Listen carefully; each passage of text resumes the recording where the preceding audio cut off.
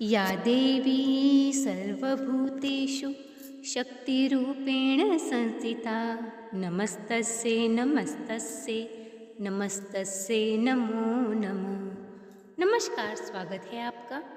आज से शारदीय नवरात्रि का शुभारंभ हो गया है और इस पावन अवसर पर माँ दुर्गा के पहले स्वरूप माँ शैलपुत्री की पूजा अर्चना की जाएगी। नवरात्रि के पहले दिन घट स्थापना के बाद माँ शैलपुत्री की पूजा का विशेष महत्व है। शैलपुत्री का अर्थ होता है हिमालय और पर्वतराज। हिमालय की पुत्री होने के कारण माता पार्वती को शैलपुत्री कहा जाता है। माँ पार्वती भगवान शंकर की पत्नी है और उनका वाहन वृषभ यानी कि बैल है, इसलिए इन वृषभारूढ़ा भी कहा जाता है। मान्यता है कि कोई भी श्रद्धा और विधि विधान से माँ शैलपुत्री की पूजा करता है तो उसकी सारी मनोकामनाएं पूर्ण होती हैं। इस चैनल पे आपको माँ के 9 रूपों की 9 कथा रोज सुबह 7:30 बजे तक मिल जाएगी। वीडियो में अंत तक बने रहें। इस वीडियो में हम माता शैलपुत्री की पूजा विधि, कथा और उन्हें भोग हमें क्या अर्पण करना चाहिए। मान्यता है कि जो कोई भी श्रद्धा और विधि विधान से माँ शैलपुत्री की पूजा करता है उनकी सारे मनोकामनाएं पूर्ण होती हैं, हर प्रकार के कष्ट से मुक्ति मिलती है।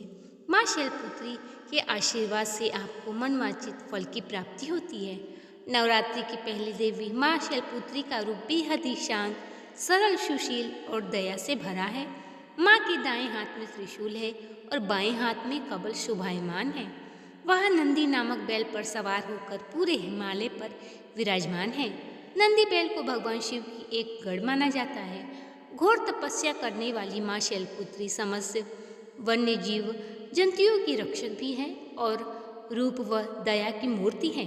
माँ शैलपुत्री की पूजा करने वाले और नवरात्रि के पहले दिन का व्रत करने वाले उपासकों को जीवन में हर प्रकार के कष्ट दूर रहते हैं और विपत्ति काल में भी माँ उनकी सदैव रक्षा करती हैं। वह अपने भक्तों की सभी मनोकामनाएं पूरी करती हैं और साधक के मूलाधार चक्र को जागृत करने में भी मदद करती है। मूलाधार चक्र हमारे शरीर में ऊर्जा का केंद्र है जो हमें स्थिरता और सुरक्षा प्रदान करता है। नवरात्रि के पहले दिन घट स्थापना की जाती है।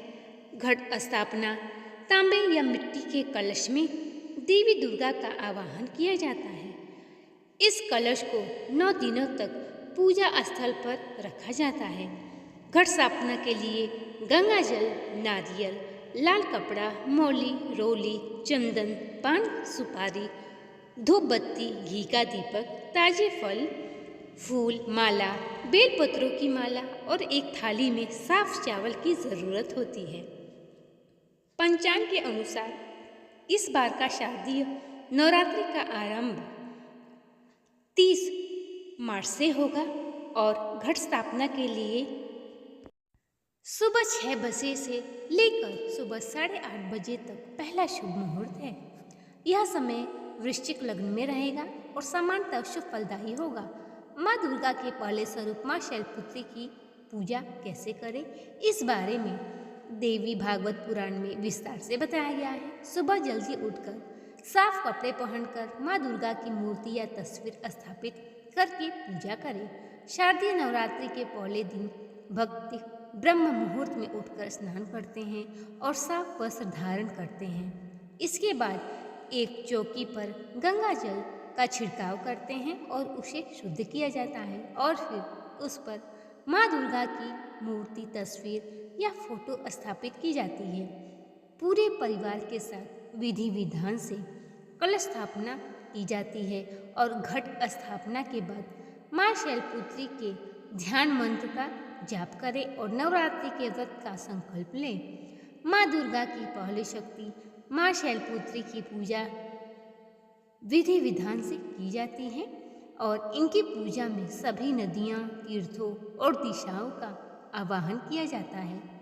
माता को कुमकुम अर्पित करें और सफ़ेद, पीले या लाल फूल चढ़ाएं। माता के सामने धूप और दीप जलाएं। इसके साथ ही 5 देसी घी के दीपक भी जलाए। इसके बाद माता शैलपुत्री की आरती उतारे। फिर माता की कथा सुने और दुर्गा चालीसा, दुर्गा स्तुति या दुर्गा सप्तशती आदि का पाठ करें। परिवार के साथ माता के जयकारे भी लगाएं। अंत में माता को भोग लगाकर पूजा संपन्न करें। शाम के समय की पूजा में भी माता की आरती करें और मंत्र जप व ध्यान करें। नवरात्रि के पहले दिन माता शैलपुत्री की पूजा करने से कुंवारी कन्याओं को अच्छे वर की प्राप्ति होती है। साथ ही घर में धन धान की कभी भी कमी नहीं रहती है। अब आइए सुनते हैं माता शैलपुत्री की कथा। एक बार दक्ष प्रजापति ने यज्ञ किया। यज्ञ में सभी देवताओं को निमंत्रण दिया, परंतु भगवान शंकर को नहीं बुलाया। सती यज्ञ के लिए विकल हो उठी। शंकर जी ने कहा कि सारे देवताओं को निमंत्रण किया गया है, उन्हें नहीं बुलाया गया, ऐसे में वहां जाना उचित नहीं है।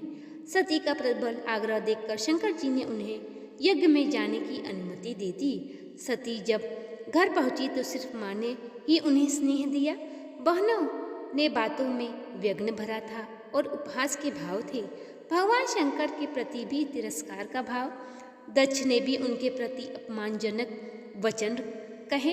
इससे सती को बहुत ही क्रोध आया और अपने पति का यह अपमान न सह सकी और युगाग्नि द्वारा अपने को जलाकर भस्म कर दिया। इस दारुण दुख से व्याप्त होकर भगवान शंकर ने उस यज्ञ का विध्वंस कर दिया।